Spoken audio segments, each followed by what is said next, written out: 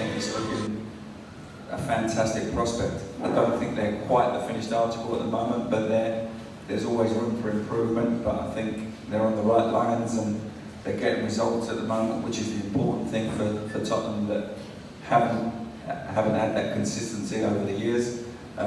Hopefully that's coming with this new manager. Yeah, it's like pretty different from the eras that you used to play for Spurs and where we are right now. I think we are a bit more cautious, and we all can agree that yes, it's not the most attractive kind of football, but it does deliver the results. Okay, any player that has caught your eye so far in this present team?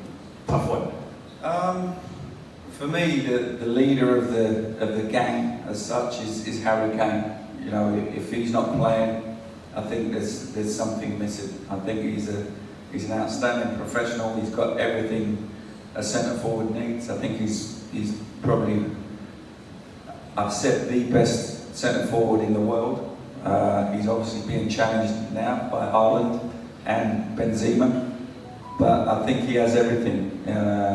Tottenham should love everything about Harry Kane, and I'm sure you do, because he's a leader on the pitch. He's so focused, he's professional, and just knows how to perform in his role as a captain and as a centre forward of your football club. So if you take him away, I think any, I've said that if you're going to build a football team, people like Manchester United need to sign players like Harry Kane and Declan Rice. I know that upsets me. I'm talking from a Manchester United perspective when they ask me what should they do. Yes, thank you. From a Tottenham perspective, you cannot let him go because he is the best footballer around at the moment, and he leads by example, and people follow you when you lead by that much example. And I think you've got to hang on to him for as long as you can. You play with certain players in a football team, and they can't wait to get rid of the football.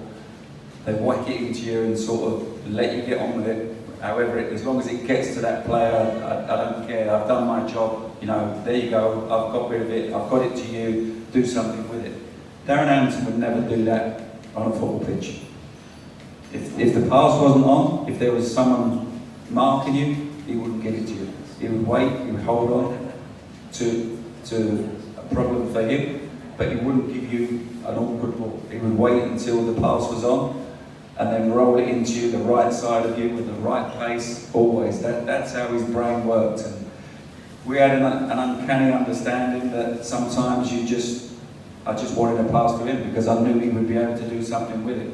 We didn't have fantastic players all over the pitch at the time, but I just knew if I gave the ball to him, he'd look after it and he'd give it back to me at the right time. And that's what football is, looking after your teammates.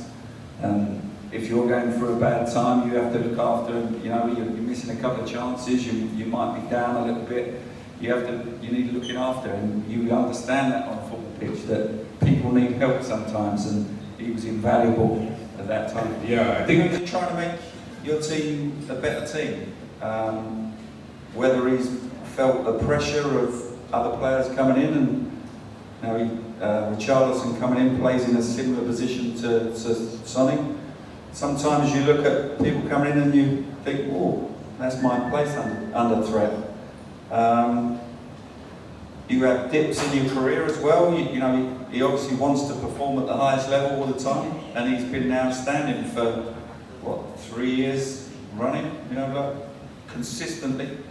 You're going to have little peaks and troughs in your career, and he's had a little tough spell for the first 7 games. We're still very early in the season. I wouldn't worry about him. I think his attitude is first class.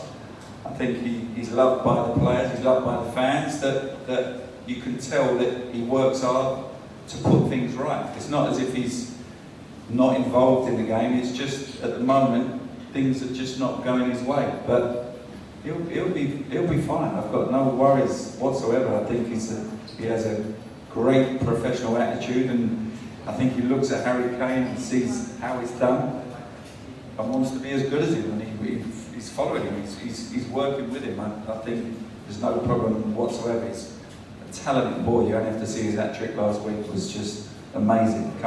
When you are in a bad place and you come on and you can see the fire in his belly that he wants to change his mind. you're not dropping me again. I'm going to make sure that I'm in your starting lineup. And that's what you want from a manager. That's the response you want when you leave someone out for a little while. Okay, we're also looking at players like Doherty, Bissouma, Skippy, all trying to get themselves into the first team. How do you keep them motivated to fight for the team, everything else? Yes, it's tough. They'll be chomping at the bit to play, but Conte's going to be saying, how can I get you in the team at the moment when we're getting results? Just keep plugging away, and your time is going to come. It's not nice to hear when you're not in the starting lineup as a professional footballer, because that's what you get paid to do. And hopefully, everyone is chomping at the bit. That's what you want in a football club. But you have to. There are times when you need to put an arm around their shoulder and say, look, it's a long season. We've got a lot of games this season. The World Cup's coming up. Everything changes after the World Cup. Hopefully we're still in the Champions League, and there'll be fixtures that are. That's why Sir Alex Ferguson was so good. He got his squad of players and kept them all hungry and told them that there's fixtures coming up that you're going to be involved in. And it wasn't nice to be told that you weren't playing in the big games, but sometimes you've got to bide your time and make sure you do the business when you get on the pitch. Listen, I think he's fantastic.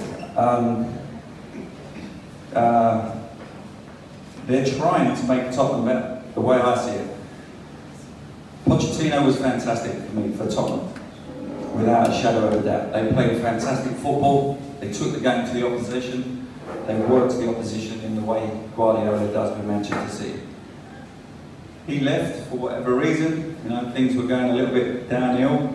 I still don't understand why he was sacked 6 months after taking the team to the Champions League final. But things happen. But he was obviously trying to make things better. Mourinho was the number one manager at the time. He's gone out and got him into the football club. Fantastic. He's trying to make Tottenham better. That didn't work out. He obviously wasn't the right man for Tottenham. It didn't fit. The fit was just wrong. It just felt all wrong. The way the team played wasn't right. And Levy's dealt with that again. And he's all right. He's gone out and got Nunes, performing great at Wolves. Nunes, that's right. It's Bruno. No, Bruno. And it was obvious that didn't work. He went out and got him from Wolves. So it's like, we're trying to make things, but we're trying to be the best. It didn't work out. He saw that very, very quickly. He's dealt with it again, paid him off, done. And he's gone out and get the next best manager. Conte is the best manager available for Tottenham at the moment. I don't understand where the bad feeling for Levy is, because he's trying to make Tottenham the best. He's gone out and got the best coach again, paying him a fortune. Perfect. Don't care how much you're paying him. Make Tottenham win trophies. He's a winner. He's a born winner. He loves to win trophies. Bring him to Tottenham and let's see how he does. And at the moment, for me, things are looking great. No? Well,